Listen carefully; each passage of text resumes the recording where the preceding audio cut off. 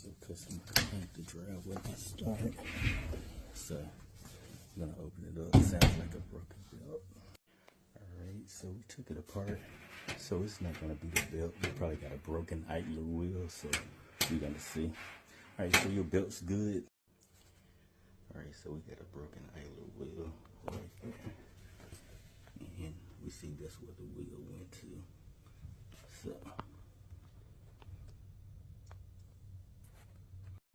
so this is the new idler we're about to put on in the belt on this Samsung dryer. So we're almost done. All right, so we got the new one on. Now we just gotta put on the belt and the new drum. This is the belt.